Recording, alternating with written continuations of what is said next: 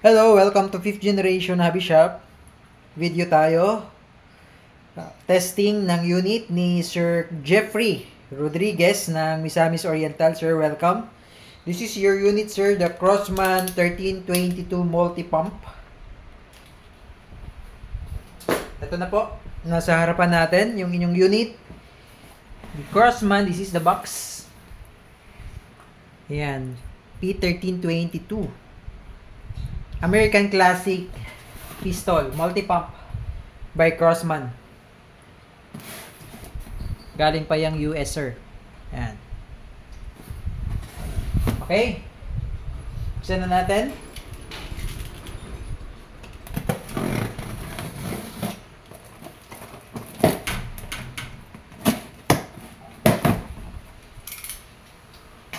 Sir Jeffrey, ito po yung mga kasama out of the box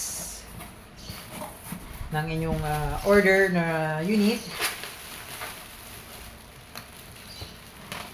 Ayan. Comes with the shoulder stock. The shoulder stock by Crossman. Buksan natin.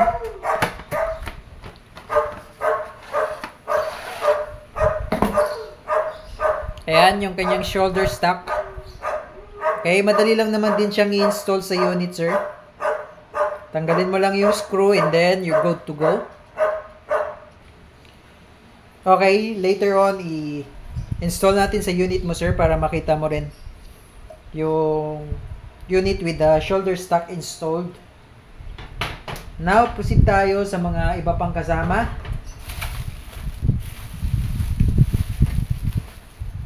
Okay, comes with siyempre yung bala, 14.3 grains na pointed Premier by Crossman, 175 shots or 175 pellets. Ayan. This is the caliber 22 airgun pellets. Ayan. .22 caliber, 5.5 mm. So, yung isang klase nito, yung 4.5 mm, mas maliit po yun. Napakita ko sa inyo yung isang bala na 177. So, ito po yung 177 na 4.5 mm. Then, ito naman yung caliber 22 or .22 na .22 caliber na 5.5 mm. Ito po yung bala na gamit sa 1322 nyo. Ito yung bala na ginagamit ko doon sa aking airgun pistol. So, mas maliit po itong 177. So, ayan, paubos na yung bala ko. Ayan. Yan yung 177 na pointed. And this is the caliber 22 pointed pellets. Mas malaki siya. And then, yung sa 22 is 14.3 grains. Sa 177 is 7.4 lang. Ayan. So, kalahati ang bigat. Okay, kalahati yung bigat ng 22 tsaka sa .177. So, it comes with yung inyong Crossman 1322 also comes with pointed pellets na 175 shots. 14.3 grains. Okay? And also comes with ammo pouch. Ammo pouch. Dito nyo ilalagay yung inyong mga bala. Okay? Para hindi magkalat. Ammo pouch. And meron din siyang kasamang eye protection. Eye protection. And syempre, of course, the American Classic Variable Pump American Classic .22 cal bolt action pellet pistol by Crossman. Yan. Model 1322. 1322-550 because this is out of the box 550 feet per second. Okay, so ito yung kanyang specifications or yung kanyang specs. Yan, yung mechanism niya is bolt action. Yung power source niya is pneumatic pump. Ammunition is .22 caliber pellet. Yung bigat, yung weight niya is 2.0 pounds. Yung length niya, yung haba nung mismong unit, kabuuan, is 13.6 inches. Yung barrel niya is rifle steel no? Kung familiar kayo sa rifle steel, yung may rifling, yun po yung meron siyang spherical, yung spherical grooves, na kapag lumabas or kapag lumabas yung bala, umiikot yung bala, no? Nag-i-spin yung bala because of the rifling, no? Rifling, yung kanyang bala. So, papakita ko rin sa inyo mamaya. And then, yung sight niya is fixed front sight. And then, yung rear sight is adjustable. Adjustable siya in elevation. Okay, elevation only. And then, yung safety niya is cross bolt. Okay? And this is the pump. Yan. So, demo ko rin sa inyo kung paano. Buksan lang natin yung box.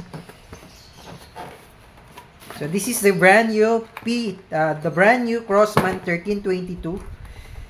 Yan, medyo mahirap buksan yung box kasi pag bagong-bago, mahirap talaga buksan.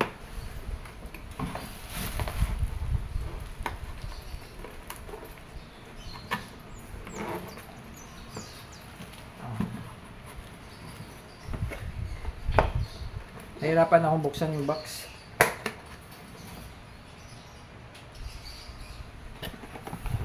Okay, this is it. Sir Jeffrey of Misamis Oriental. Siyempre, of course, may kasama siyang owner's manual. Readable naman siya kasi English. Okay, so now this is the unit.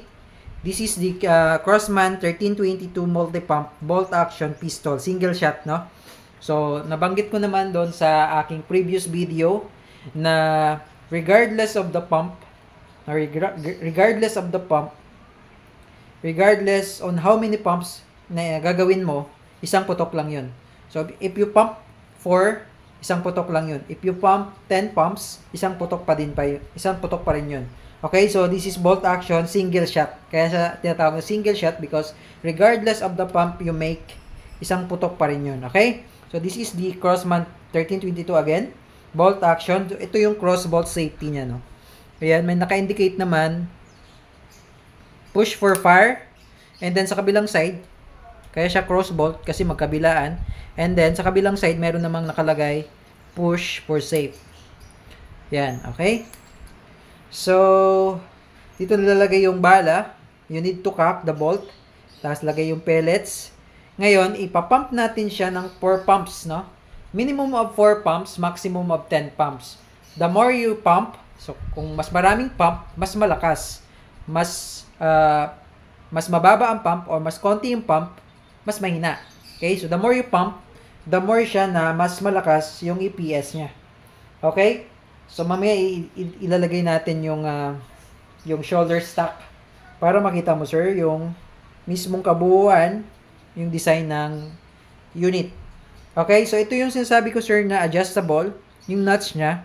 Adjustable po yan. Elevation lang. Yes, elevation lang. Okay? So, it means up and down lang. Wala siyang adjustment for left and right or yung sa windage. Okay? And then yung rear sight naman ay fix. Naka-fix yan. Fixed sight. Okay? This is rifle steel. Ito yung sinasabi kong meron siyang rifling. So, hindi lang talaga kita dito sa camera. Pero, yan, meron niyang spherical groove. Yung, para siyang, kung alam nyo yung parang sa notebook, no, yung spherical, na kapag lumabas dito yung pellets or yung bala, umiikot yun na mabilis. Nag-i-spin yun. Kaya yun yung purpose ng rifling. Okay? This is rifle steel. Pag sinasabing rifle steel, talagang bakal yan. Meron akong magnet. Pakita ko sa inyo.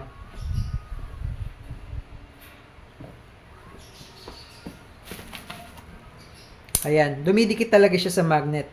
Even yung tube, yung stahan ng pressure, steel pa din yan.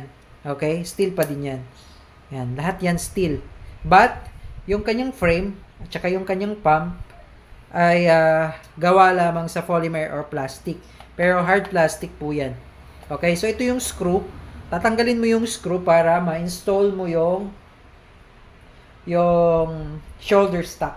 Okay? So, i-install natin mamaya yung shoulder stock para makita mo. Okay? Madali lang naman din siya ilagay kasi pag tinanggal mo yung screw na yan, itong buo na to, eto, mari-remove mo yan. Then, tsaka mo siya isasalpak yung shoulder stock. Okay? So, ngayon ipapump natin siya ng 4. And then, set up natin yung ating target dito. Okay? Set up natin yung ating target. May nag-request pala sa amin na i-test ko daw sa sa tin cans, sa lata, no? Kung tatagos ba. Kung ang pump ko ay 4 pumps, kung tatagos ba siya sa lata. So, I apologize na yung ating area ay hindi ganun kalawak, so hindi natin siya matetest ng malayuan. So, matetest lang natin siya ng malapitan. Pero, try ko na mayroon tayong target dito na lata para matetest ko siya para mabigyan natin ng kasagutan yung request ni sir, one of our customer, na itest siya sa lata kung kaya niya. I think kaya niyang butasin dahil caliber 22 to eh. Sa 550 EPS. Di ako sure kung sa 550 EPS ay 10 pumps yon, yung maximum pumps. I think maximum pumps yon. Kasi kung 4 pumps, mababa lang din ang EPS. Kaya nga sabi ko kanina, the more you pump, the more much higher yung EPS niya. Okay? So ngayon, bago natin siya lalagyan ng bala at i-pump, isa-set up ko lang yung ating target para dito. Okay? So again, thank you for choosing 5th generation Hobby Shop, Sir Jeffrey of Misamis Oriental. Salamat po sa inyong tiwala. Okay? Maraming salamat and God bless po. So ngayon, isa-set up ko lang sir yung ating camera para sa target at yung paano maglagay ng pellets at pati yung pag-pump. Okay? So ito yung ating target ngayon. Itetest natin siya sa lata, no? Yung lata ng Mega Sardines. So wala pa yung kabutas-butas. Buti na lang nakahanap ako. Ayan. And then meron din tayong isang target. Ayan, isang bottle. So tetest natin muna yung itetest natin muna sa lata 4 pumps, okay? 4 pumps muna dito sa lata. Tapos, itetest din natin 10 pumps dito sa lata ulit. And then, 10 pumps sa bote. Okay? Kasi yung question ni sir, no, isasama ko na sa video, ang question ni sir, kung kaya ba niyang butasin yung lata kapag 4 pumps, kapag 4 lang na pumps yung bomba bomba dun sa 1322. Okay? So, titingnan natin ngayon, no? Malalaman natin sa video ito kung talagang mabubutas niya yung lata. Though, yung ating distance from the target ay nasa 2 meters lang. Nasa 2 meters lang. Wala tayong enough space para matesting natin siya in a long range. So, I hope you understand kasi dito lang tayo nagtetest sa ating maliit na shop. Okay, so Sir Jeffrey, ngayon, set up ko lang yung ating camera. So, ngayon Sir Jeffrey, ipapump natin siya ng 4. Okay? 4 pumps. 1, 2, 3, 4.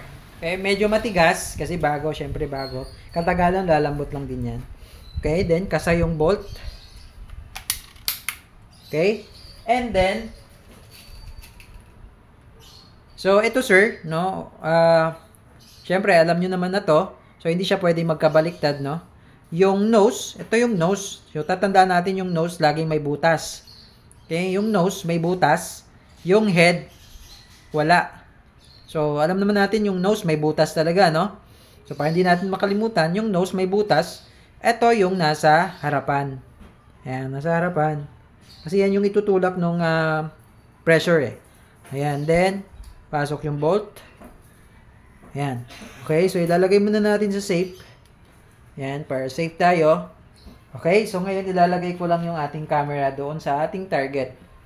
Okay, but before that, i-install ko muna yung ating bat. Okay, i-install ko muna yung ating shoulder stock.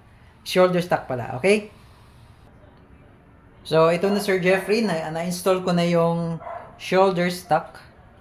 So, ito na yung itsura. Ayan. Yan. Mas mahaba na siya ngayon. So, nagmumukha na siyang rifle. But this is pistol, no? 1322 is a pistol. Yan. With a shoulder stock. Okay. So, yan po yung itsura niya, sir.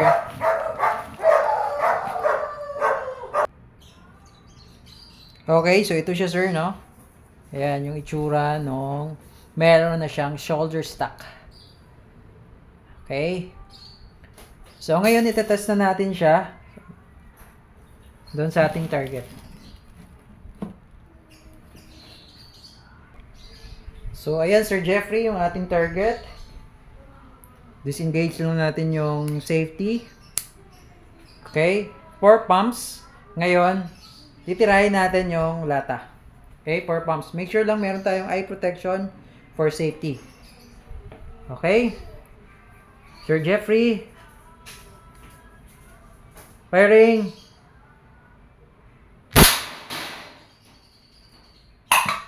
Okay. So, titingnan natin ngayon kung nabutas niya ba yung lata. Okay, 4 pumps. 4 pumps po yun, sir, no? 4 pumps. Titingnan natin.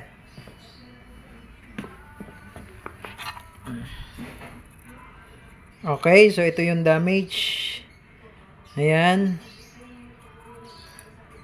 Ngayon, titingnan natin yung ito yung entrance. So, ito yung entry point. Dito pumasok yung bala.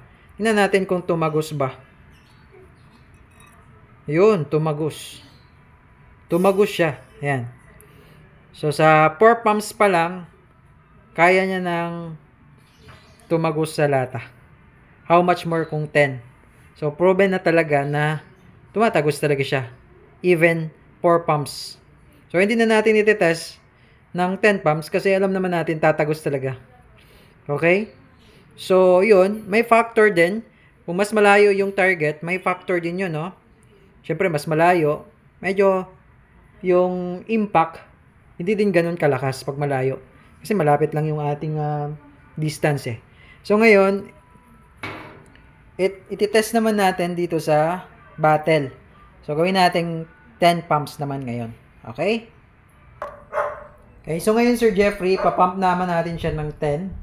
So, maganda ang hawak dito. Yan, pag ganyan. Pag ganyan yung hawak. Para talagang may puwersa. Okay, pag dito kasi, walang puwersa eh. Maganda dito ang hawak. Yan. Tapos, 10 pumps.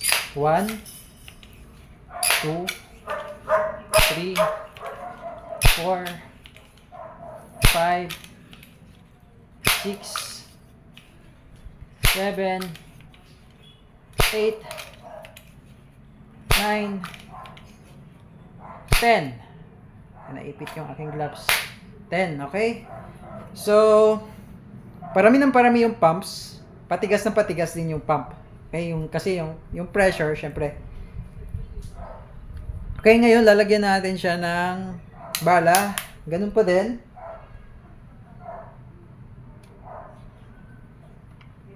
Then, pasok sa bolt. Okay, so ngayon, ang target naman natin ay yung battle. Okay? Sigurado. So, obvious naman talaga na babasagin niya yan dahil yung lata nga, binutas niya. Okay? So, tingnan natin ngayon yung bote. So, the distance mula sa akin hanggang dun sa bote na yan ay nasa ano lang, nasa almost 2 meters lang. Almost 2 meters. Okay? So, medyo layuan lang natin ng konti.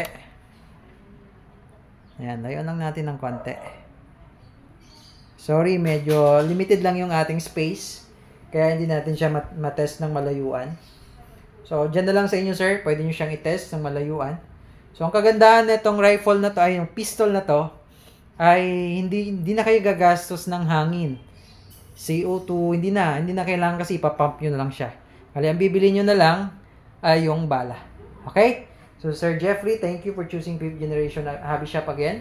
Salamat po, sir, sa inyong tiwala. So, ngayon, itetest na natin. Okay, yung battle, yung bote. Okay. Aiming. Now, firing. Okay. Durog. Durog ang bote. Tingnan natin.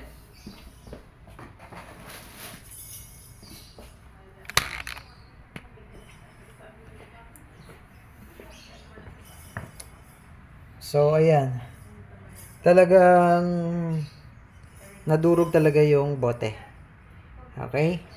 So, maganda siyang pang-hunting, lalo na sa probinsya, dahil hindi mo na kailangang bumili ng o magpakarga ng CO2. No? Papump mo lang and you're good to go. Okay? So, Sir Jeffrey, malakas talaga siya, no? So, the more you pump, the more much higher yung EPS. Okay, kung kagandahan nitong sa Crossman 1322 na multi-pump, doon marami din tayong model na multi-pump. Meron din tayong rifle. This one is pistol. Kung kagandahan nito, you can control your power. Sabi nga, you can control your power. Kasi kung yung target mo medyo makunat, medyo malaki, medyo matigas, i-pump mo siya ng marami. Tapos yung target, kung alam mo yung target mo medyo maliit lang, no? Maliit lang, madali lang patumbahin. I mean, maliit lang siya, like ibon. Papump mo lang siya ng mas konti, okay? 4 pumps, basta minimum 4 pumps. Okay, Sir Jeffrey, medyo mahaba na yung ating video.